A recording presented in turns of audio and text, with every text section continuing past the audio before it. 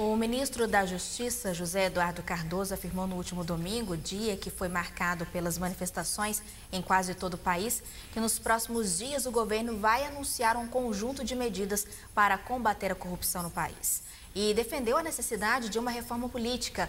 Para falar sobre as manifestações e da necessidade da reforma política no Brasil, que eu converso agora com a professora Júlia Moreto Amância, aqui da universidade, especialista, cientista política. Não é, professora Júlia? Muito obrigada pela presença aqui no Universitário Notícias. Uma boa noite para você. Boa noite, Lisa. Obrigada pelo convite. Professora Júlia, explica para a gente um pouquinho sobre, antes da gente falar um pouquinho das manifestações, que marcou o domingo em todo o país, vamos falar um pouquinho da reforma política.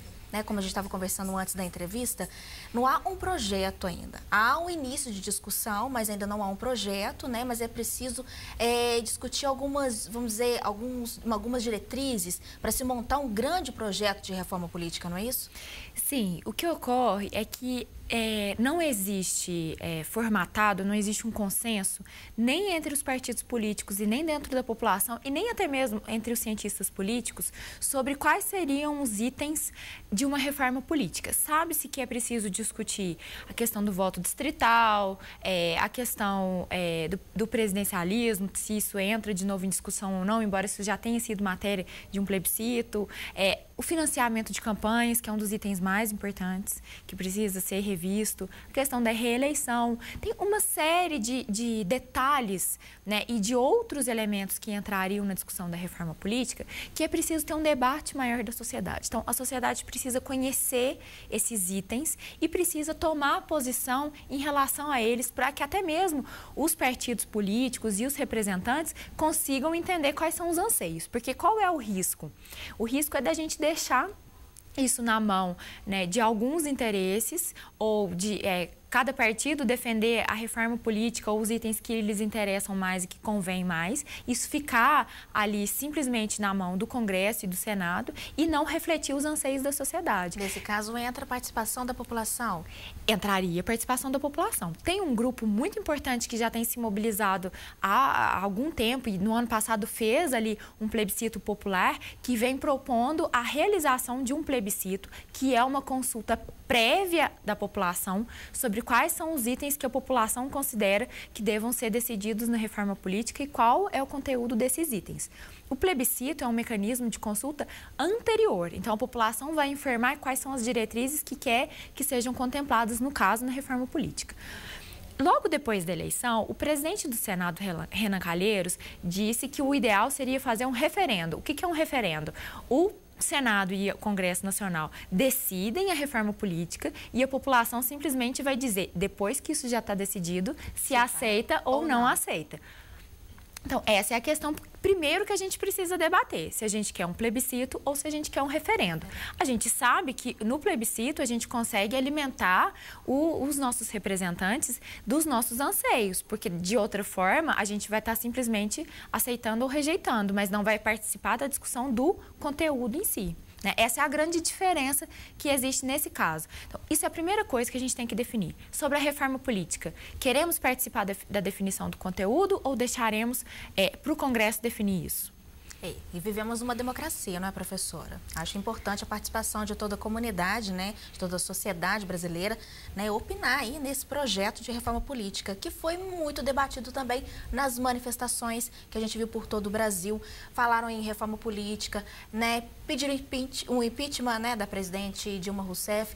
Vamos falar um pouquinho sobre, então, essas manifestações. Impeachment, para quem muitas pessoas acham que, assim, não entendem, deu para perceber pelo que a gente pôde acompanhar, muitas pessoas não conhecem o verdadeiro processo, como é feito. Explica para a gente mais isso. Bom, primeiro é importante pontuar que houve manifestações no domingo, mas que houve também manifestações na sexta-feira. A favor do... A favor da... Não, na verdade, as manifestações de sexta não eram a favor do governo. Elas eram contrárias às reformas que estavam sendo feitas pelo governo, especialmente as reformas trabalhistas, eram contrárias ao ajuste fiscal e eram contrárias ao impeachment. Alguns setores que estavam na manifestação de sexta apoiavam o governo, outros não apoiavam o governo, mas não eram a favor do impeachment. certo? Eram a favor de fazer uma oposição através de outros mecanismos. As manifestações de domingo já trouxeram isso um pouco mais forte. Muito embora a Folha de São Paulo tenha trazido uma pesquisa sobre os manifestantes e ficou claro nessa pesquisa que nem todos apoiavam o impeachment e estavam na manifestação pedindo impeachment. A maioria estava na manifestação contra a corrupção. Então, embora deu-se destaque essa questão do impeachment, não dá para a gente saber que a manifestação era contra isso. Até porque naquela manifestação de domingo tinha interesses muito difusos, a manifestação não tinha uma pauta única, não tinha uma demanda, né? Não tinha um conceito muito claro do que eles estavam defendendo ali na rua, tinha muitas coisas misturadas ali.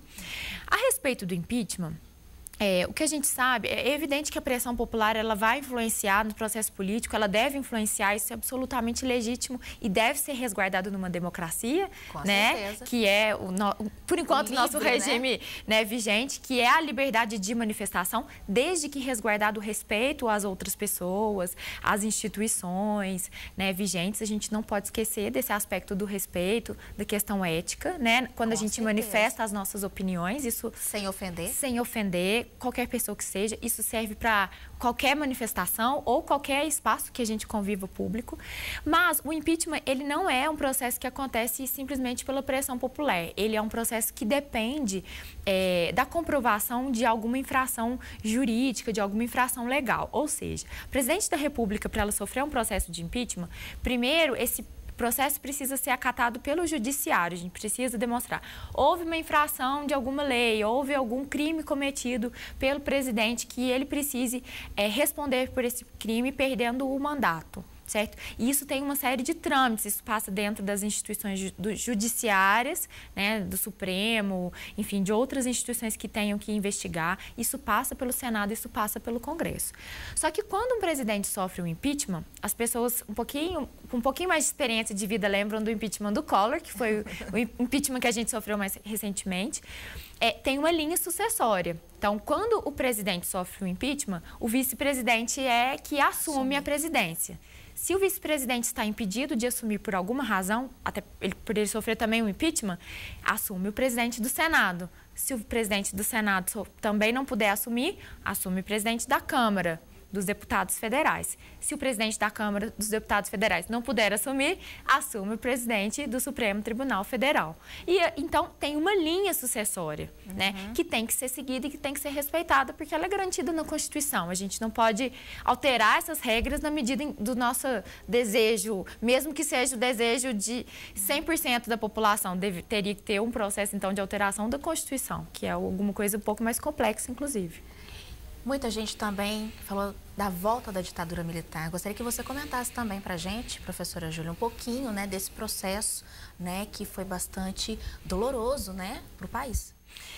Bom, alguns professores hoje na universidade que estão na casa há algum tempo e que viveram esse processo da ditadura militar, hoje até comentaram com bastante dor esse pedido, porque foi um momento em que o nosso país viveu sob uma grande ameaça de violência, ou seja, não havia possibilidade das pessoas, dos jornalistas, inclusive, dos professores, dos acadêmicos, dos artistas e de qualquer pessoa da população se organizar politicamente ou de expressar suas opiniões, porque os direitos políticos e os direitos civis estavam parcialmente suspensos, né? Então, a gente tinha ali uma autoridade muito grande do executivo e uma utilização da força física para fazer valer na verdade, não eram nem leis, né? Eram as vontades do Estado, né? Então, as leis, em parte, estavam suspensas, o direito do habeas corpus. Muitas pessoas foram mortas, muitas pessoas desapareceram, muitas pessoas foram torturadas, muitas pessoas tiveram que deixar os seus empregos, no caso desses empregos que envolvem a manifestação de opinião, como o nosso emprego, por exemplo, foram aposentadas pelo regime, foram exiladas, né, mandadas para outros países, porque estavam impedidas de exercer as suas opiniões e até mesmo as suas... de expressão. E até mesmo de exercer as suas atribuições profissionais, porque às vezes não é a sua opinião, é o seu trabalho fazer aquilo. Então, esse período foi um período longo, foi um período difícil na nossa história. Foi um período em que houve muita corrupção, só que, obviamente, ela não era investigada e ela não era punida, isso é evidente, né? Porque qualquer pessoa que denunciasse corrupção naquele sistema seria, obviamente, morta, caçada, torturada, como a gente já citou aqui. Então, não é que não existia corrupção, é que ela simplesmente não poderia ser discutida ou até mesmo julgada e punida da forma correta. E houve uma grande mobilização da população para poder derrubar esse regime, para restabelecer o regime democrático. Foi um processo muito lento e muito longo, né? Que talvez as pessoas perderam um pouco esse conhecimento histórico, muitas pessoas não viveram esse período, mas tem muitos filmes sobre esse período, tem muitos textos, muitos livros, até de literatura mesmo, que as pessoas podem conhecer e se aprofundar um pouco nessa história recente. Outro tema também discutido muito, né, debatido muito nas manifestações é a corrupção. Né, que eu acho que todo mundo vem acompanhando, né, esses processos que estão acontecendo. A questão da corrupção é um detalhe também bem importante, né, dentro de todo um país igual o Brasil, né, a gente vem participando aí, acompanhando o noticiário de tudo que vem acontecendo. Professora Júlia, gostaria que comentasse também essa questão, né, da população exigir mais leis, né, para punir essas pessoas que cometem esse tipo de corrupção.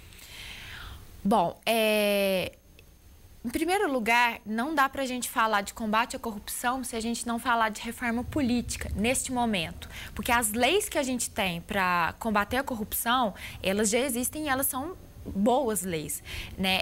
O que acontece é que existem vários mecanismos que às vezes não são ilegais, que são utilizados para levar aquilo que a gente vai chamar de corrupção. Por exemplo, o financiamento privado de campanhas, né? O envolvimento de empreiteiras no financiamento dessas campanhas. Por que acontece isso?